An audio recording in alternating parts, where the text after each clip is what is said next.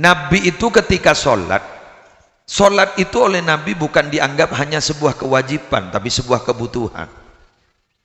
Apapun saja kalau dianggap sebuah kebutuhan dinikmati, tapi kalau dianggap sebuah kewajiban membebani. Jelas? Contoh ngakan, ambian mon ngakan dianggap sebuah kewajiban itu dibebani, tapi kalau dianggap sebuah kebutuhan itu dinikmati. Kapan makan itu sebuah kewajiban? Mon gering kakan jadi ya kering dikiwan bila sebuah tuti ngakan pai bener. Jadi kalau makan dianggap sebuah kewajiban itu dibebani, terbebani kita. Tapi kalau makan itu adalah sebuah kebutuhan dinikmati.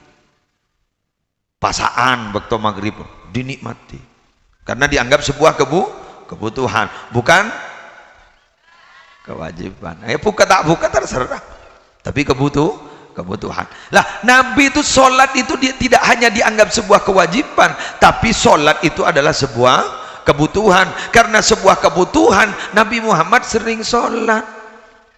Pernah suatu ketika Nabi Muhammad itu semalam tidak tidur, ditegur oleh Sayyidatina Aisyah, atatakallafu hadha wa qad ghufira laka ma taqaddama min dzambika wa ma ta'akhkhar.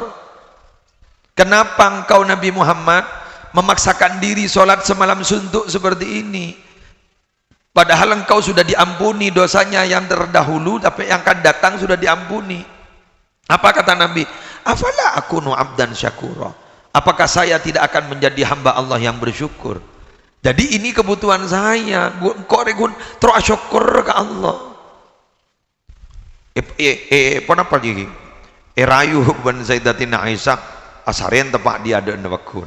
Aku nak solat ki sampai duk tegeduk. Gitu tegeduk. Oh mon gula tak mampu. Benia tahajud atau tahanyut.